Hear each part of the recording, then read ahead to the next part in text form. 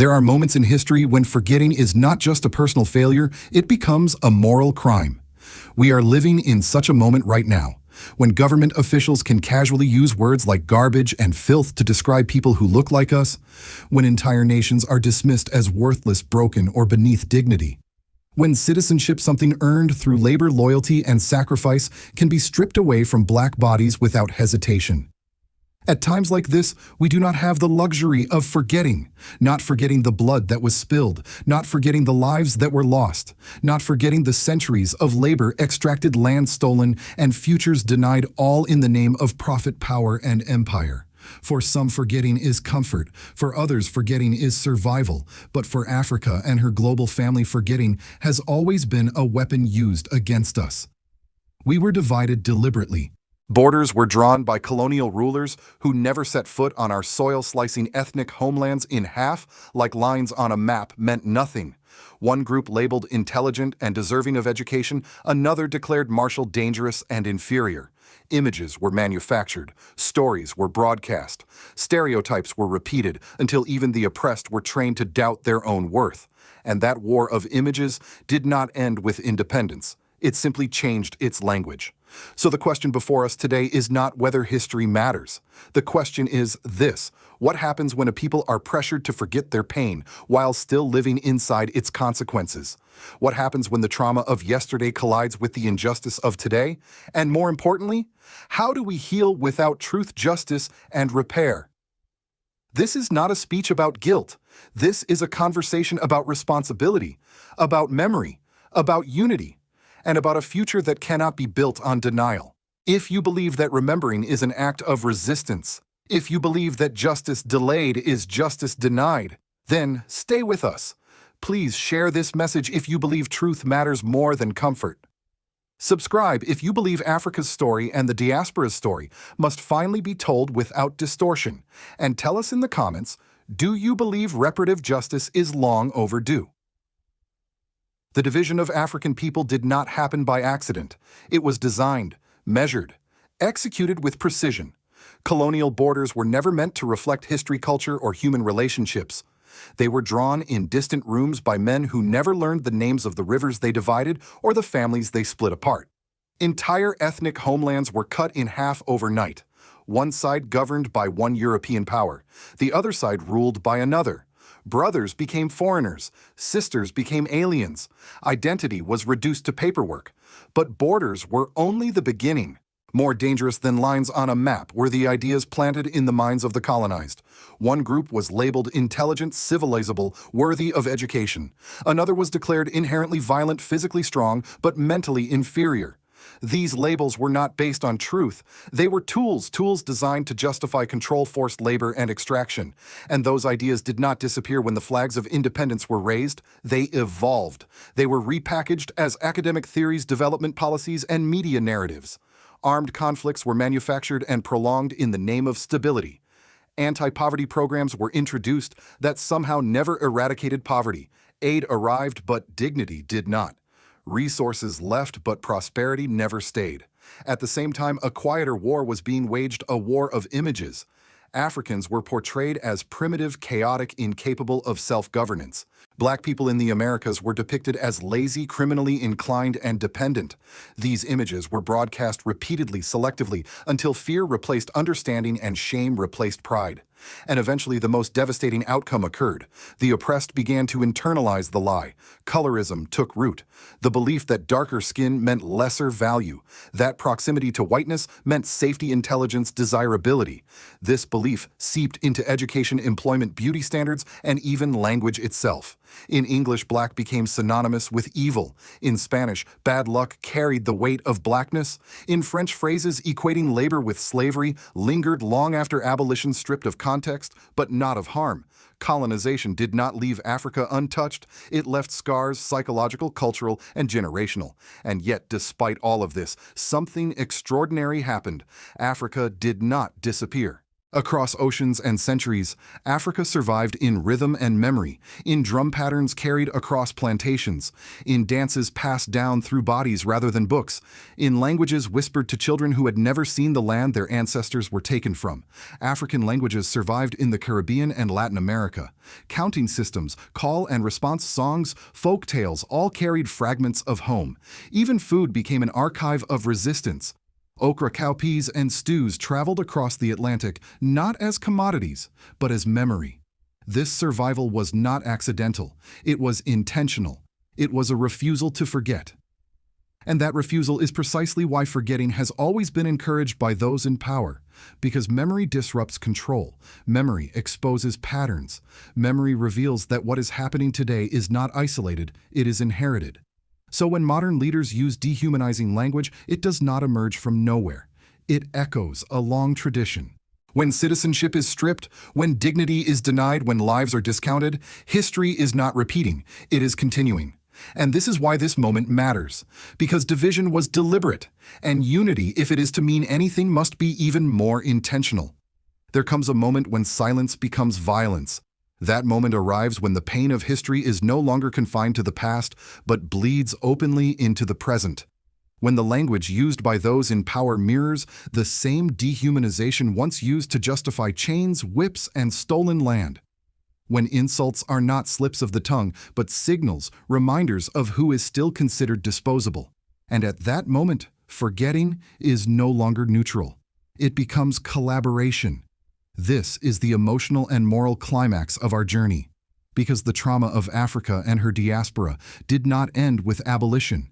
It did not end with independence. It did not end with civil rights legislation. It transformed, embedding itself into institutions, economies, and even bodies. Science now gives language to what communities have always known. Epigenetics tells us that trauma does not simply disappear with time. It is carried forward, passed down, encoded not in memory alone, but in the way bodies respond to stress, fear, and injustice. Generations inherit wounds they did not personally experience, yet are forced to live with daily. So imagine the compounded weight. The trauma of enslavement, layered with colonial violence, followed by economic exploitation, then racial terror, then mass incarceration, then modern-day dispossession and exclusion. Yesterday's suffering collides with today's injustice, and the world asks, why are they still angry? But anger is not the story. Survival is. This is where the global response begins to fracture. Some leaders call for patience, others call for reconciliation without repair. Many call for moving on as if history were a light switch that could be turned off at convenience. But there are voices that refuse this erasure. At the international level, leaders from the Global South and the Caribbean have begun to speak with moral clarity. Figures like Mia Mottley have shattered the conspiracy of silence, naming slavery, colonialism, and apartheid for what they were, crimes against humanity, not unfortunate chapters. At the United Nations, a line has been drawn. Ghana has declared its intention to move the world toward formal recognition of the transatlantic slave trade as the greatest crime against humanity. This is not symbolic politics. It is legal positioning. It is historical accountability entering the global record. And with that declaration comes a demand not for sympathy, but for justice. Reparative justice. Not as charity, not as moral theater, but as obligation. The call is precise debt cancellation, monetary compensation, the return of stolen artifacts, institutional reform, and transformative economic redress. These are not abstract ideas. They are responses proportionate to the scale of harm inflicted. Predictably, resistance follows. Critics warn of division. They fear precedent. They question feasibility. But feasibility was never questioned when wealth was extracted. Division was never a concern when borders were drawn. And precedent was never an issue when entire continents were reordered for profit. What is truly feared is not chaos, it is accountability. And so the reaction becomes louder, more defensive, more dismissive. Yet something unexpected is happening beneath the surface. Across Africa and the diaspora, people are remembering together. Memory is no longer isolated, trauma is no longer individual, and resistance is no longer fragmented. This is the turning point. Because when memory becomes collective, power shifts. When truth is named aloud, silence loses control. And when a people refuse to forget history is no longer owned by the victors. This is why this moment is dangerous to the status quo, and why it is sacred to those who have waited centuries to be heard. When injustice is left unaddressed, it does not remain theoretical. It moves into daily life. For ordinary people across Africa and the diaspora, the consequences of historical violence show up in concrete ways in schools, underfunded, in hospitals, overwhelmed, in neighborhoods over-policed, and underprotected at the same time. Political decisions made generations ago continue to shape who has access to safety, opportunity, and dignity today. This is not accidental. Systems built on extraction were never redesigned for inclusion. They were merely rebranded. Post-independence governments inherited economies structured to export wealth outward, not to circulate it internally. As a result, nations rich in gold, oil, cocoa, and labor found themselves perpetually indebted. Development became conditional, sovereignty became negotiable, policy space shrank. For civilians, this translated into instability. Jobs disappeared, public services weakened. Young people migrated in record numbers not because they wanted to abandon home, but because survival demanded it. Families were split again, this time not by slave ships, but by visas, borders, and economic desperation. Politically, the consequences were just as severe. Leaders who attempted independent paths were isolated, sanctioned, or removed. Coups followed coups, not always spontaneous, often encouraged by external interests threatened by self-determination. Liberation heroes were imprisoned, exiled, or erased from national memory. And the message was clear: challenge the system and pay the price. Within the diaspora, the pattern echoed differently, but no less violently. Citizenship, supposedly the ultimate protection, proved fragile. Black communities in Western nations learned that legal status did not guarantee safety. Policing became a site of trauma. Courts became battlegrounds. Justice, when it came, arrived slowly and incompletely. These civil consequences fed political distrust. Communities disengaged. Cynicism grew. Voter turnout declined. Faith in institutions eroded, not because people did not care, but because institutions repeatedly failed to care about them. And yet something remarkable began to happen. Pain turned into organizing. Families who lost children to racial violence refused silence. Lawyers, educators, and activists transformed grief into strategy. Courtrooms became places of resistance. Archives were reopened. History was re-examined not as nostalgia, but as evidence. Across Africa, similar shifts emerged. Citizens began questioning inherited economic models. Youth movements demanded accountability. Conversations once confined to academic spaces moved into public squares and parliaments. Reparative justice was no longer dismissed as radical, it was recognized as necessary. The political consequence of this awakening is profound. Governments are being pressured to speak with moral clarity on the global stage, to name historical crimes explicitly, to align policy with memory, to demand reform, not favors. And for those accustomed to silence, this is destabilizing. Because memory changes the rules of engagement. It transforms victims into claimants, and it reframes the future as something owed, not requested. Civil society is no longer waiting to be included. It is asserting itself. The cost of ignoring this shift is rising. When people feel unseen, instability grows. When injustice compounds, legitimacy collapses. But when truth is acknowledged and repair begins, trust has a chance to return. This is the crossroads we now face. The consequences of forgetting are no longer abstract. They are political, they are civil, and they are unsustainable. To understand why this moment matters globally, Americans must first recognize a difficult truth. The story unfolding in Africa and the diaspora is not separate from the American story. It is deeply intertwined with it. The United States was not merely a destination of the transatlantic slave trade, it was one of its greatest beneficiaries. The wealth extracted from black bodies helped build cities, universities, railroads, and financial institutions that still define American power today. And yet, when the descendants of those bodies demand justice, they are often told to be patient, to move on, to stop reopening old wounds. But in America, those wounds have never closed. The names are familiar. Trayvon Martin, Breonna Taylor, George Floyd. Each name represents not just a tragic incident, but a pattern, one that exposed the fragility of black citizenship in a nation that claims equality under the law. When George Floyd cried, "I can't breathe," it was not only a personal plea, it was a historical echo that reverberated across borders. The response was global. Protests erupted not just in American cities, but in London, Paris, Accra, Lagos, and Rio de Janeiro. Statues fell. Conversations shifted. The world watched America confront, however imperfectly, the contradictions between its ideals and its reality. And that scrutiny matters, because when America struggles with its racial legacy, it influences how the rest of the world frames justice, accountability, and repair. Silence from Washington sends one message, moral clarity sends another. This is where Ghana's leadership has altered the global conversation. Under the leadership of John Dramani Mahama, Ghana has positioned itself not as a victim seeking sympathy, but as a moral actor demanding historical accountability. By signaling its intent at the United Nations to pursue formal recognition of the transatlantic slave trade as a crime against humanity, Ghana has challenged the world to respond not emotionally, but legally. That challenge places the United States at a crossroads. Will America engage this moment as a leader committed to truth or as a power invested in maintaining distance? Will it support reparative frameworks that extend beyond symbolism, or will it retreat behind rhetoric? Globally, the implications are just as significant. European nations face mounting pressure to return stolen artifacts, reassess colonial-era debts, and confront the economic architectures that continue to disadvantage former colonies. International financial institutions are being questioned. Development models are being re-evaluated.